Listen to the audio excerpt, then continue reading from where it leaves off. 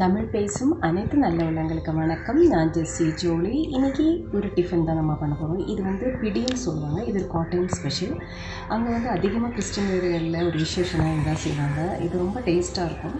இது எப்படி செய்யலான்னு பார்க்கலாம். நீங்கள் இதே மாதிரி ட்ரை பண்ணி பாருங்கள். இப்போ 2 கப்பு மாவு எடுத்திருக்கேன். இது வந்து அரிசி மாவு, புட்டு மாவு எடுத்துக்கலாம்.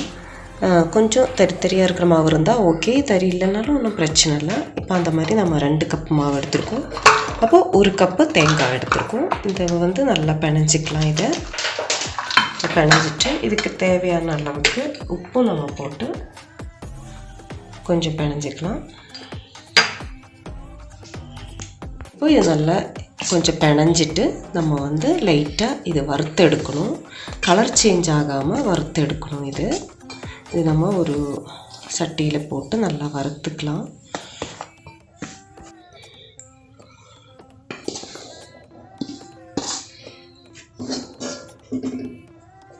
இப்போ இது நல்லா வறுத்து எடுத்துக்கலாம். கலர் சேஞ்ச் ஆக வேண்டியதில்லை. ஒரு 5 நிமிஷம் நல்லா வறுத்து எடுத்துக்கலாம். இது ஒரு 5 நிமிஷம் ஆச்சு வறுத்து. இதில் ஒரு நல்ல ஒரு மணம் வரும். நல்ல அரிசி மாவு அப்புறம் தேங்காய் அந்த நல்லா ஃப்ரை ஆகும்போது ஒரு மணம் வரும். இப்போ நான் இதை ஆஃப் பண்ணிவிட்டேன். இது வந்து நம்ம வந்து கொஞ்சம் நேரம் ஆற விடலாம். 1 கப்பு தேங்காய் எடுத்திருக்கேன். அதை வந்து மிக்ஸி ஜாரில் நம்ம போட்டு லைட்டாக கொஞ்சம் நசுக்கிக்கலாம். அப்புறம் 10 பல் வெள்ளை வெங்காயம் இருக்குது. இது நம்ம கொஞ்சம் நசுக்கிக்கலாம்.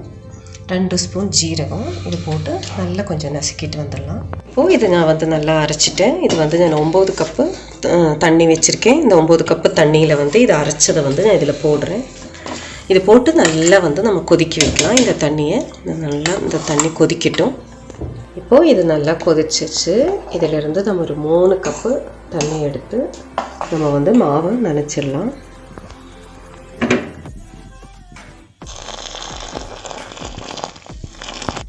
இப்போது இதில் நான் 3 கப்பு தண்ணி ஊற்றிருக்கேன். இது வந்து நம்ம நல்லா சூடு இருக்குது. சூடு ஆறுனதுக்கப்புறம் நம்ம பிணைஞ்சிக்கலாம். இப்போ இதில் நம்ம 9 கப்பு தண்ணி தான் வச்சு கொதிக்க வச்சுருந்தோம். அதில் 3 கப்பு தண்ணி இந்த அரிசி மாவில் ஊற்றியாச்சு. இப்போ இது நல்லா ஓரளவுக்கு ஒரு 5 நிமிஷம் ஆயிடுச்சு. இது வந்து நம்ம சின்ன சின்ன உருண்டையாக நம்ம எடுத்துக்கணும். கொஞ்சம் பிணைஞ்சிட்டு நம்ம சின்ன சின்ன உருண்டையாக எடுத்துக்கணும். இது வந்து ஃபஸ்ட்டெல்லாம் வந்து வீட்டிலலாம் எல்லாரும் சேர்ந்து உட்காந்து சின்ன சின்ன உருண்டையாக உருட்டுவாங்க.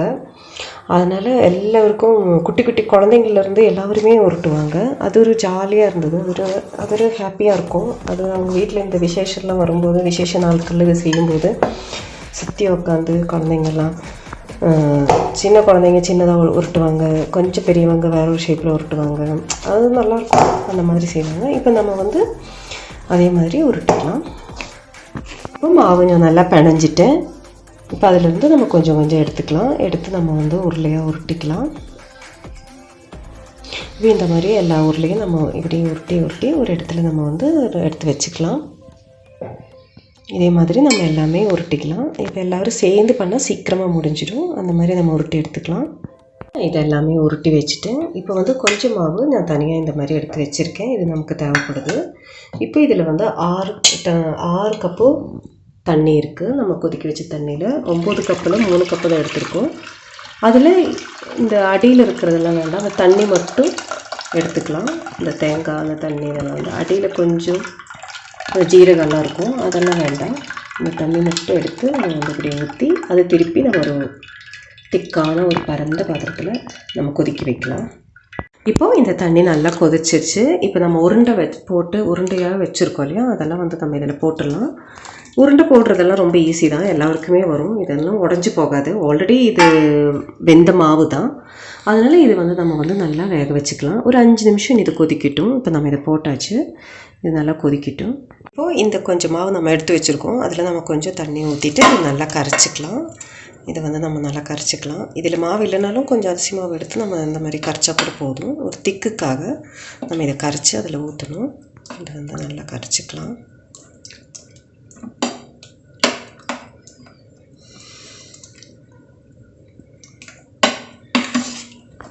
இப்போது இது நல்லா கரைச்சிட்டேன். இது வந்து நல்லா கொதிச்சிட்டு இருக்குது. இதில் வந்து நம்ம இதை ஊற்றிடலாம். இந்த மாவை நல்லா கரைச்சதை ஊற்றிடலாம்.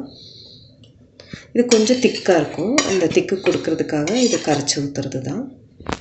இப்போ இது வந்து நம்ம வந்து நல்லா கலக்கலாம். கலக்கும்போது இந்த மாதிரி நம்ம வந்து கரண்டியோட பேக் சைடால் இப்படி கலக்கிக்கலாம்.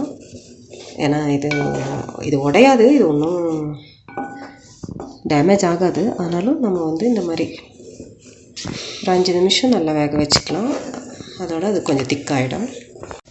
இப்போ இது நல்லா கொதிச்சிருச்சு. இதுக்கு தேவையான அளவுக்கு கொஞ்சம் உப்பு நம்ம போட்டுக்கலாம். ஆல்ரெடி மாவில் நம்ம உப்பு போட்டு தான் பிணைஞ்சிருக்கோம். அதில் தான் அந்த உருட்டுனது எல்லாமே மாவில் உப்பு இருக்குது. இப்போ இதில் வந்து நம்ம அந்த தண்ணியில் உப்பு இல்லை, அதுக்கு தேவையான அளவுக்கு நம்ம உப்பு போட்டுக்கலாம். உப்பு போட்டுட்டு நம்ம இந்த மாதிரி கலக்கிக்கலாம். கொஞ்சம் பரந்த பாத்திரத்தில் இது வைக்கிறது தான் பெஸ்ட்டாக இருக்கும். இப்போ இது நல்லா கொதிச்சிருச்சு. இது வேகிறதுக்கு ஒன்றும் இல்லை, இது ஆல்ரெடி ஆஃப் பாயில் பண்ணி தான் நம்ம வந்து உருட்டியிருக்கோம். இப்போ இதில் வந்து 2 கப்பு தேங்காய் பால் நான் ஊற்றுறேன். 2 கப் தேங்காய் பால் ஊற்றிக்கலாம். 2 கப் தேங்காய் பால் ஊற்றிட்டு நம்ம வந்து ஆஃப் பண்ணிடலாம். இப்போ நான் 2 கப்பு தேங்காய் பால் ஊற்றிட்டேன். இதில் உப்பு இருக்கான்னு செக் பண்ணிவிட்டேன். இப்போ நம்ம ஆஃப் பண்ணிடலாம். கொஞ்சம் நேரத்தில் இப்போ நான் ஆஃப் பண்ண போகிறேன். இப்போ வந்து கொஞ்சம் நேரம் முடிஞ்சு நம்ம இதை மூடி வச்சு கொஞ்சம் நேரம் கழித்து நம்ம எடுக்கிறதுக்கும் கொஞ்சம் திக்காக கட்டையாக இருக்கும். நான் ஆஃப் பண்ணுறேன். இப்போது இது வந்து நம்ம கடைசியாக 2 கப்பு தேங்காய் பால் ஊற்றி நம்ம கொதிக்க வச்சுருக்கோம். ஆனால் 2 கப்பு தேங்காய் பால் வேணும்னு அவசியம் இல்லை. நம்ம வந்து 1 கப் தேங்காய் பால் ஊற்றின போதும். நான் கொஞ்சம் அதிகமாக அதோட டேஸ்ட் எனக்கு ரொம்ப பிடிக்குன்றதுக்காக நான் 2 கப்பு தேங்காய் பால் ஊற்றிருக்கேன். இது வந்து நல்ல டேஸ்ட்டாக இருக்கும். இது வந்து நீங்கள் கறி குழம்போட வச்சு சாப்பிட்லாம். இது கொஞ்சம் நேரத்துலேயே இந்த மாதிரி கட்டை ஆகிடும். இப்படி கட்டையாகணும், அதுக்கு மேலே நம்ம கறி குழம்பு ஊற்றி நம்ம சாப்பிட்லாம். இது வந்து இப்போ இது வந்து என்னென்னா நமக்கு வந்து நம்ம 2 கப்பு அரிசி மாவு, அதாவது புட்டு மாவு, 2 கப்பு புட்டு மாவு எடுத்திருக்கோம். ஆனால் 2 கப்புக்கு 4 பேருக்கு சாப்பிடலாம். அதுக்கு 2 கப்புக்கு 1 கப்பு தேங்காய் எடுத்திருக்கோம். இது வந்து 4 பேருக்கு நல்லா சாப்பிட முடியும். இப்போ வந்து இந்த டிஃபன் ரெடி ஆயிடுச்சு. இதோட பேர் வந்து பிடின்னு தான் சொல்லுவாங்க. அப்போ இந்த பிடின்றது தான் கேரளாவில் சொல்லுவாங்க. இந்த பிடி அதுக்கு வந்து மேட்சிங் வந்து நல்லா வறுத்து அரைச்ச தேங்காய் வந்து நல்லா வறுத்து அரைச்ச சிக்கன் குழம்பு. இதுக்கு ரொம்ப டேஸ்ட்டாக இருக்கும். அதோட வீடியோவும் நான் போட்டிருக்கேன். கண்டிப்பாக ஒன்ஸ் ட்ரை பண்ணி பாருங்கள், உங்களுக்கு கண்டிப்பாக பிடிக்கும்.